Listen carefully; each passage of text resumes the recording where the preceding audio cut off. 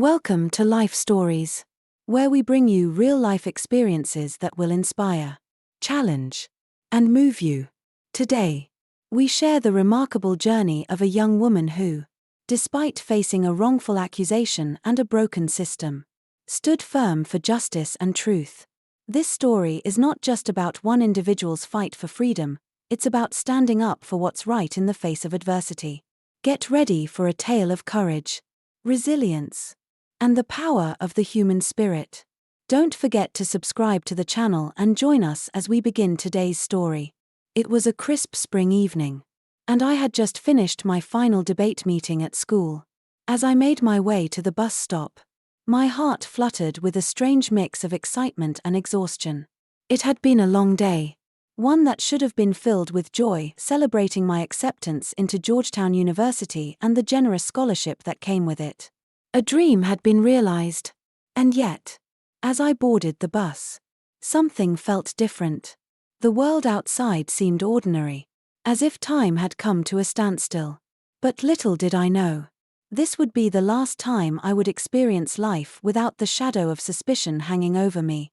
I settled into my seat on the number 7 bus, one I had taken countless times before, watching the familiar streets of Northwest Washington, D.C. pass by. The bus was filled with students, office workers, and tired parents, all heading home after a long day. I barely noticed the time passing as I lost myself in thought, thinking about what lay ahead: college life, the possibility of a bright future in the world of government, and most importantly, the CIA internship I had recently secured. The badge hidden in my bag, a small emblem with the CIA crest, seemed like a distant reminder of how close I was to fulfilling my dreams. It wasn't much, just a tiny ID card that marked my place in a program I had worked so hard to get into. Yet, on that day, it was the very thing that would change the course of my life. As the bus neared my stop, I stood up, adjusting my backpack filled with textbooks, my laptop, and my final notes from the debate meeting. It was nearly dusk, and the sky was painted in shades of pink and orange as the sun dipped below the horizon. I stepped off the bus, breathing in the evening air, when I noticed something that caught my attention: a flurry of police cars converging on a convenience store just ahead. I had passed by this store so many times before, but tonight, something felt off. The harsh red and blue lights flashed in a disorienting pattern, and the officers' voices rose in anger as they shouted at one another. I had seen police operations before, but this felt different. The tension in the air was palpable, and I instinctively slowed my pace, trying to keep a safe distance from the commotion. Just as I was about to round the corner and slip out of sight, I heard the sharp command that would change everything. "Hey, you, stop right there." My body froze. I looked around, unsure if the command was directed at me. The officer's voice cut through the evening air again, this time more demanding. "You, girl in the hoodie, hands up." A cold rush of fear surged through me as I instinctively raised my hands, my heart pounding in my chest. I wasn't wearing anything out of the ordinary: a worn black hoodie, jeans, and a backpack slung over my shoulder. Just a typical, tired student on her way home. But something in the officer's gaze told me that none of that mattered. I was already a target. 2 officers approached me, hands resting on their sidearms. One of them, an older officer with a name tag that read Sullivan, glared at me with an expression that seemed to accuse me of something I had no understanding of. "What are you doing here?" he demanded. "I'm just heading home," I replied, my voice shaky despite my efforts to remain calm. "I live just a few blocks away." Before I could say anything more, a younger officer, Green, interjected. His eyes narrowed with suspicion. "We're looking for suspects in a robbery that took place earlier today. You match the description." My mind raced. How could I match the description of a robbery suspect? I had been at school all day. My teachers and classmates could vouch for me, but the words died in my throat. I knew better than to argue. My mother's voice echoed in my mind: "Don't make sudden moves." Don't argue. You can't win this fight on the streets. The officers didn't give me a chance to explain. They pulled my arms behind my back and slapped the handcuffs on me so tightly that I winced in pain. I tried to steady my breathing as Officer Sullivan began rifling through my backpack. First, my physics textbook. Then my lunch container. My debate club notebook until finally, he reached the pouch where I kept my laptop. As he opened it, his eyes widened at the sight of the small CIA badge nestled inside. "What's this?" he demanded, holding it up like it was some sort of illegal contraband. I could feel the weight of the moment. This wasn't just about being accused of a crime I didn't commit anymore. This was about something much bigger. I had worked so hard to get to this point, working towards a career in government. Something I had dreamed about for as long as I could remember. And now, it seemed like that future was slipping away before my eyes. "It's a government internship ID," I said softly, hoping that the words would be enough to clear my name. Sullivan snorted, clearly unimpressed. "Don't insult our intelligence," he growled, before slamming the pouch shut and shoving it into his pocket. "We'll check this out at the station." I was shoved into the back of a squad car, the door slamming shut with a finality that echoed in my chest like a judge's gavel. My hands were cuffed tightly behind my back, and as the car pulled away, I couldn't shake the fear that I was about to become another statistic, another young woman of color wrongly accused and pushed aside by a system that was supposed to protect me. Tears welled in my eyes as I stared out the window, watching the world I knew slip further away with every passing minute. The car seemed to move in slow motion, as though every second was stretching into an eternity. The harsh sound of the siren ringing in my ears was the only thing that could distract me from the fear growing inside. I kept my eyes fixed on the passing streets, hoping for a sign of something, anything that could prove this was all just some terrible mistake. But no such sign came. As we pulled into the precinct, the cold, sterile environment hit me like a physical blow. The air was thick with the scent of disinfectant, and the fluorescent lights overhead flickered and buzzed. I was guided into a small holding room, where I was left alone to stew in my panic and confusion. My heart pounded, and my mind raced. How had I gone from a student at one of the best high schools in the city, with a bright future ahead of me, to being locked up in a police station, falsely accused of a crime I didn't commit? The minutes felt like hours. I could hear the muffled sounds of officers walking past the door, but no one came to speak to me. No one explained what was happening. And the worst part was that I wasn't allowed to make a single phone call. Not to my mother. Not to anyone who could help. The thought of my mother worrying, of her not knowing where I was, nearly broke me. Finally, after what felt like an eternity, Officer Sullivan and Officer Green returned. They seemed to take pleasure in my discomfort, walking in with smug expressions as they settled into chairs across from me. Sullivan, with his unyielding glare, was the first to speak. "We've been trying to figure out why someone with a government ID like yours would be involved in a robbery," he said, his tone dripping with sarcasm. "You're going to have to explain that." I could feel the walls closing in. No matter what I said, it didn't seem like it was going to make a difference. They had already decided what kind of person I was. They saw my skin. They saw my age. And that was enough for them to judge me, to make me guilty before even hearing my side. "I told you. It's a government internship," I repeated, though my voice trembled. "I've been working with the CIA. This internship is real. I can prove it." Sullivan scoffed, clearly unconvinced. "Really? Because it doesn't look real. A high school student working for the CIA?" He leaned forward, staring at me, trying to get under my skin. "You expect us to believe that?" I felt a pang of frustration and helplessness. I knew I was telling the truth, but nothing I said seemed to reach them. They weren't interested in hearing the facts. They were too focused on their assumptions.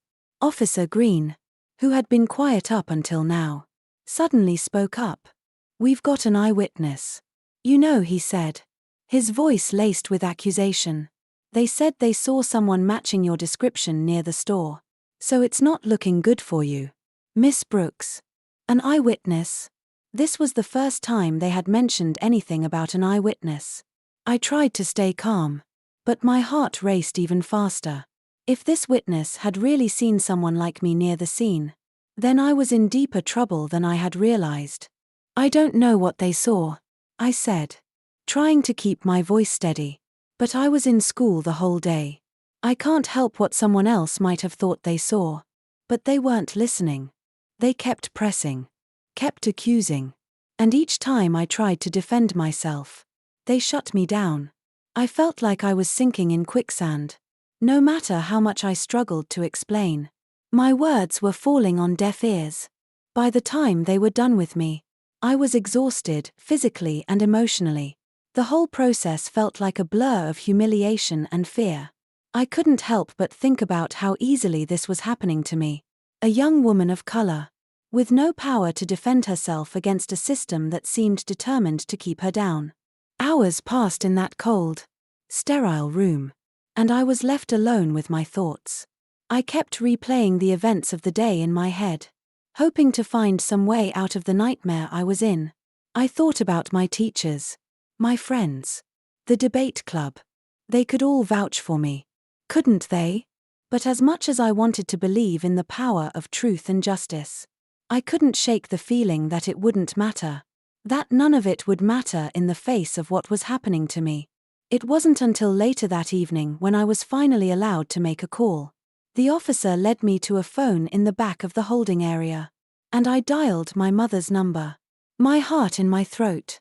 I could already feel the tears threatening to spill over as I waited for her to pick up. When she finally did, I could hear the relief in her voice as she answered. Jasmine. What's going on? Are you okay? But I couldn't hold it together. I choked out the words between sobs. Mom, they arrested me. They think I committed a robbery. I didn't do it. But they won't listen. They think I'm lying. Please. I don't know what to do. Her gasp echoed through the phone, and I could hear her scrambling, trying to understand what had happened. What? Jasmine. I don't understand. Where are you? What's going on? I don't know. Mom. I whispered. But I'm scared. I need you. I need someone to help me, please. She told me to stay calm, that she would be there as soon as possible, that she would get Mr. Klein, our family lawyer, to help. And even though I couldn't shake the fear in my chest, hearing her voice was the only thing that kept me tethered to the world outside the cold walls of the precinct. As I hung up, I let out a shaky breath, trying to gather my composure. I wasn't sure what was going to happen next, but I couldn't afford to lose hope. I had to hold on to the belief that someone, anyone, would see the truth. The hours blurred together after that phone call to my mother, and I could feel the weight of every passing minute pressing down on me, being locked in that cold holding cell, with only the faint echoes of distant conversations and the occasional clinking of keys to remind me I was still in the world, was torturous. I kept my eyes closed, trying to ignore the overwhelming sense of isolation. In that moment, I felt completely powerless. I was being punished for something I didn't do, and it seemed like no one cared enough to listen. But my mother's voice was a lifeline. She promised she would be there soon, that she would make sure I had help, and that I wouldn't be alone in this. Her words, though faint, were the anchor I clung to as the minutes dragged on, pulling me deeper into despair. It wasn't until much later that evening that I saw a glimmer of hope. Officer Sullivan and Officer Green had come and gone, leaving me feeling more like a suspect in their eyes than a student wrongly accused. But then, just as I was beginning to lose hope, an older officer I hadn't seen before walked into the holding area. She introduced herself as Detective Carter, a woman with an air of quiet authority, her expression unreadable as she took in my tear-streaked face. Miss Brooks, she said, her voice soft yet firm. I'm going to help you. We're going to get to the bottom of this. Her words were a welcome relief, though I couldn't help but wonder if they were just more empty promises. Still, I felt a flicker of hope. She seemed different from the others, calm, measured, as if she saw something more than just a young girl in trouble. Something about her presence made me believe she wasn't just going to let me fade into the system. She motioned for me to follow her, leading me to a small desk in another room. I was still handcuffed, but she made sure to remove them before I sat down, giving me a small but significant sense of dignity. For the first time since my arrest, I felt like I wasn't completely alone. "Let's get your fingerprints and mugshot out of the way, and then we'll talk," Detective Carter said, her eyes flicking to the officers standing by. She had an almost imperceptible way of handling things, as though she knew how to play the game without falling into its traps. It was the kind of quiet strength that made me think she was someone I could trust. After the brief but humiliating process of being photographed and fingerprinted, I was escorted to a phone, where I could finally make another call.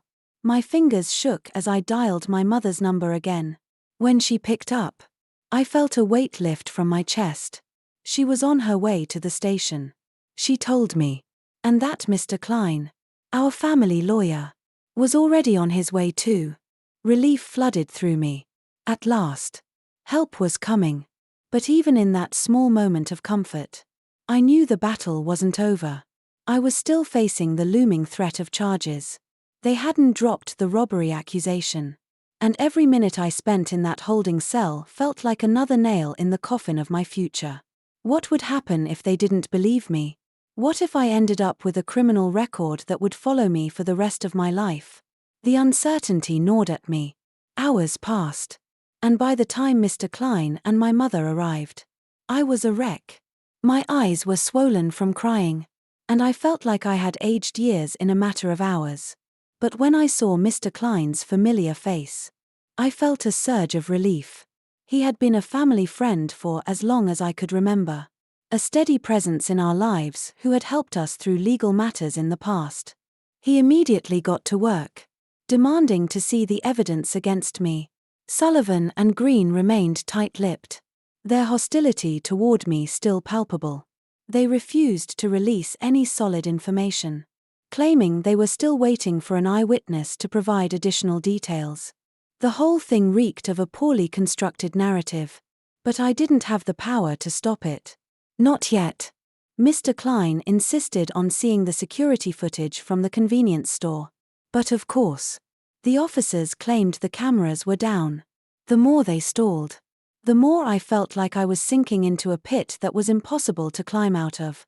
The hours dragged by in agonizing silence, and I could feel the walls closing in, tightening with every word that passed between Mr. Klein and the officers. My mother sat beside me, holding my hand, offering me what little comfort she could in that sterile room. It wasn't until later that night that I was officially charged. I was stunned by the gravity of the situation. The word robbery echoed in my head, ringing with a kind of finality I wasn't prepared for. But as much as I wanted to argue, to shout that I was innocent, I knew it wouldn't do any good. They had their minds made up, and the system seemed to have already decided my fate. But then, just as I thought the darkness would swallow me whole, I saw a glimmer of light in the distance. The next morning, Detective Carter returned, her face more serious than ever. She was carrying something that could change everything. "I've made some calls," she said, her voice low. "There's someone who can verify your story. Someone who can help us prove you're telling the truth." The hope I had been clinging to, no matter how faint, sparked to life again. I wasn't alone in this fight. And just maybe, this would be the turning point I so desperately needed. The days that followed were a blur of anxious waiting, frustrating interrogations, and the nagging feeling that I was stuck in a system that wanted to believe the worst of me. The officers who had arrested me, Officer Sullivan and Officer Green, seemed to view me as nothing more than a puzzle they couldn't solve, one that they were determined to fit into the narrative they had already constructed. Every time I tried to explain myself, to offer proof that I had nothing to do with the crime, it felt like my words fell on deaf ears. It wasn't until the following evening that something changed. After hours of interrogation and the oppressive silence that followed, Detective Carter reappeared. She walked into the holding room with an air of quiet resolve, her eyes scanning the room as if she were taking in every detail. She didn't speak immediately. Instead, she stood there for a long moment, as though weighing her words carefully. When she did speak, it was with the calm authority I had come to associate with her presence. "Jasmine, I've been doing some digging," she began, her voice low but steady. "I've looked into the officers who arrested you. Sullivan and Green, there's a pattern. And it's not a good one." My pulse quickened. What was she saying? Was there a chance that I wasn't just some random suspect caught in the wrong place at the wrong time? Could it be that I wasn't the only one they had targeted? My mind raced. But I couldn't speak. I just waited, barely able to breathe as Detective Carter continued. "They've been involved in other questionable arrests. There's a history here, Jasmine. A history of targeting young black people, people who don't have the resources to fight back. And I'm starting to think that's exactly what happened to you." The words hit me like a ton of bricks. I wanted to cry, to shout. But I was still too stunned to do anything but absorb the shock of what I was hearing.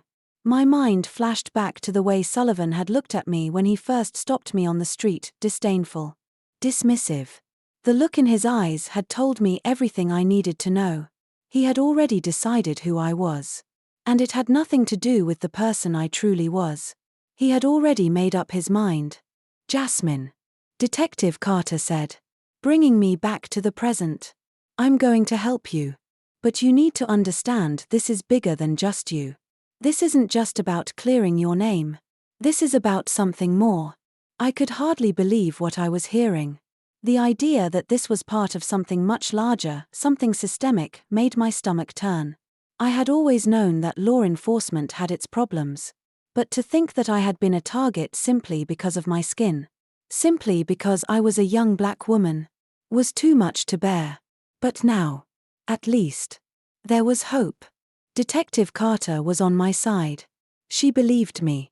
And with her help, I might have a chance to prove the truth. She didn't give me many details at first, but she told me that she had reached out to some people who might be able to help me get the truth out. She mentioned talking to internal affairs, and even hinted at some possible connections to a wider network of corruption within the department. I wasn't sure how much I could trust, or how far she could take me. But in that moment, I felt something shift inside me. It wasn't just about the charges anymore. It wasn't just about clearing my name. It was about fighting back. About standing up against a system that had failed so many people like me. The next few days felt like an emotional roller coaster. My lawyer, Mr. Klein, continued to work tirelessly, pushing for the release of all the evidence that could clear my name. Every time we spoke, I could hear the concern in his voice. He was worried about the charges against me, worried about the lack of evidence, and worried about the potential consequences if we didn't get everything sorted soon. But even as he worked tirelessly on my case, I couldn't shake the feeling that there was more to this than just a wrongful arrest. I couldn't escape the feeling that there was something far darker beneath the surface. And then it came. One night, after what seemed like endless hours of waiting, I received a phone call from Detective Carter. Her voice was quiet, but I could hear the determination in her words. "I've got something," she said. "We've uncovered evidence. Evidence that ties Sullivan and Green to multiple cases of corruption. They've been using a paid informant, someone who can be counted on to falsely identify people, to build cases out of thin air.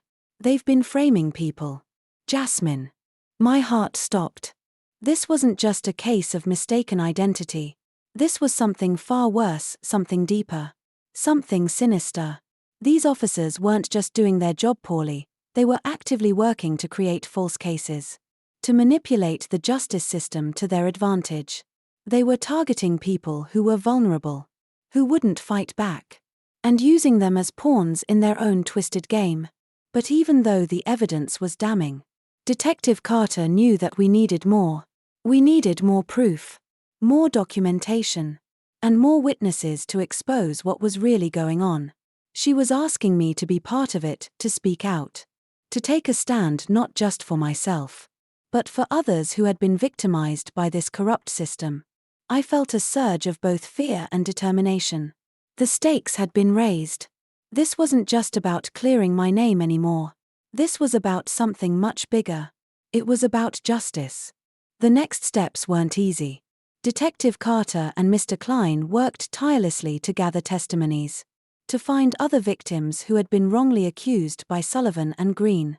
It wasn't long before the walls of silence began to crack, and people started coming forward, people who had been afraid to speak out before, but who now saw the chance to finally hold these officers accountable. The pieces were starting to fall into place.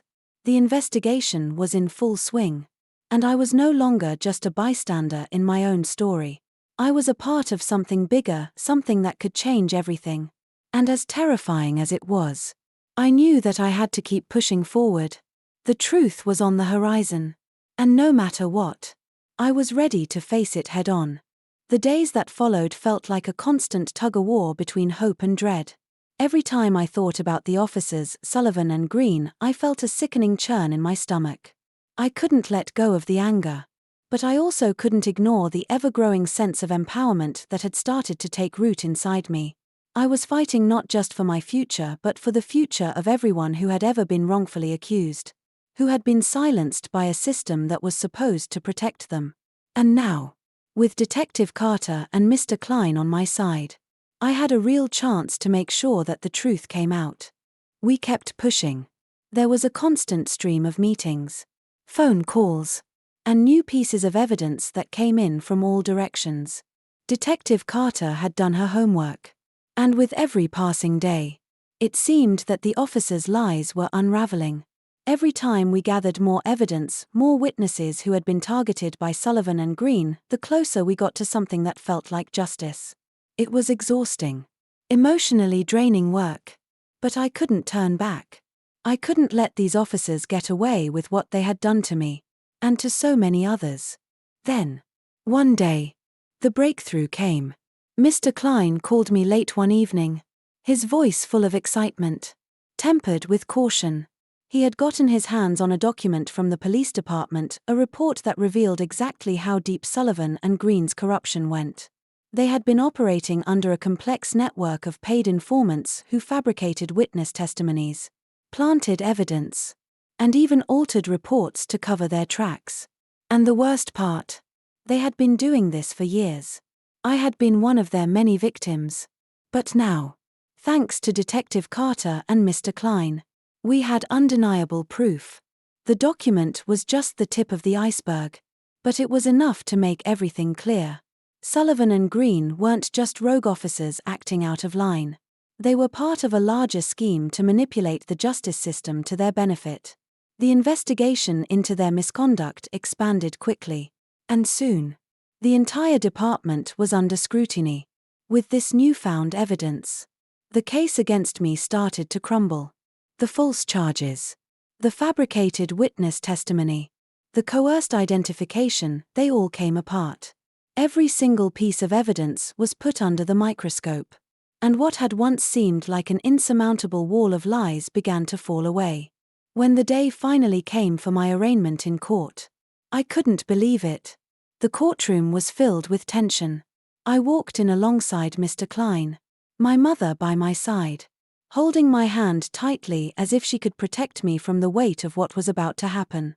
But deep down, I knew this was the moment that could change everything. This wasn't just about me anymore. This was about exposing a corrupt system, one that had wronged so many people before me and would continue to do so unless we fought back. As we walked into the courtroom, the assistant district attorney, Miss Branson, took her seat with a quiet smugness. She had been relentless in pushing the charges against me, and I knew she wouldn't back down without a fight. She started by outlining the charges: armed robbery, based on the witness testimony and the fact that I had been near the crime scene. But it didn't take long for Mr. Klein to discredit that story. His cross-examination of the eyewitness, Travis Brown, who had falsely identified me, was a thing of beauty. Brown. Under pressure. Admitted that his testimony was shaky at best. He couldn't even remember what day it was when the supposed robbery took place. His lies fell apart. And with them, the entire prosecution's case. Then, it was my turn. The air felt thick with anticipation as I took the stand. I wasn't just defending myself anymore. I was standing up for everyone who had been misjudged. Everyone who had ever been silenced. I spoke calmly but firmly, detailing the events of that day, the truth of what had happened, the injustice of my arrest, and how I had been targeted simply because of the way I looked. The judge listened attentively, her stern gaze never leaving me. Finally, we reached the moment of truth. Miss Branson tried one last-ditch effort to salvage her case, questioning the legitimacy of my CIA badge and the internship that had been so instrumental in clearing my name. But by then, the truth had already come to light. Detective Carter testified, providing irrefutable proof that I had been part of a legitimate CIA internship program.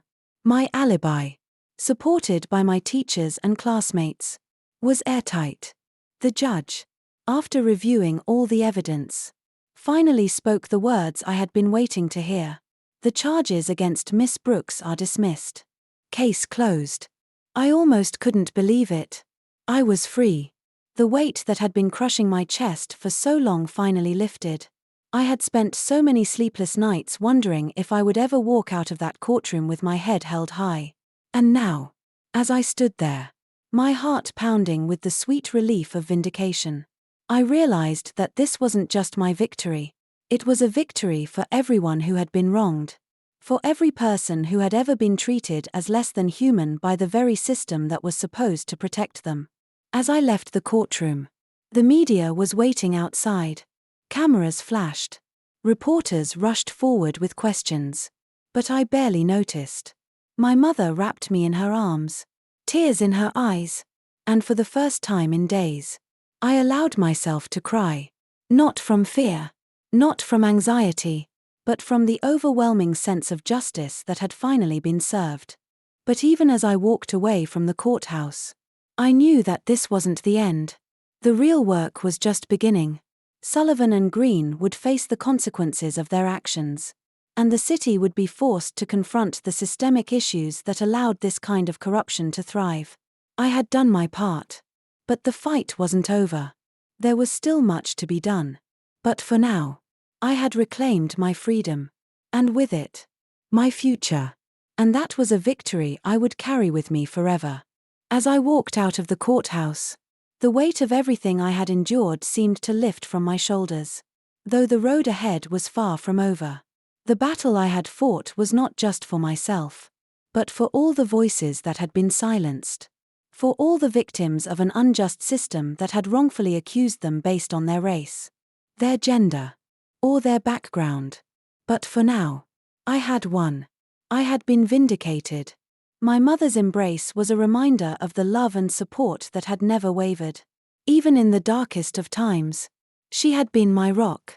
And now, as I looked toward the future, I knew that nothing could break me. I had learned that standing up for what's right doesn't just take courage, it takes persistence, hope, and a willingness to face the truth no matter how hard it is to swallow. As I prepared for the next chapter in my life, with college and my CIA internship just around the corner, I couldn't help but feel a renewed sense of purpose. The world had shown me its darker side, but it had also shown me how powerful truth and justice could be when you're willing to fight for them. This journey had changed me.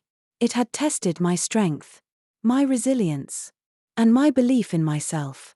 But it also reminded me of the importance of standing tall in the face of adversity, of never letting go of the truth. And as I moved forward, I carried with me a deep sense of responsibility to ensure that the change I had started would continue. If you've found inspiration in this story, don't forget to hit the subscribe button and stay tuned for more powerful life stories. Thank you for watching.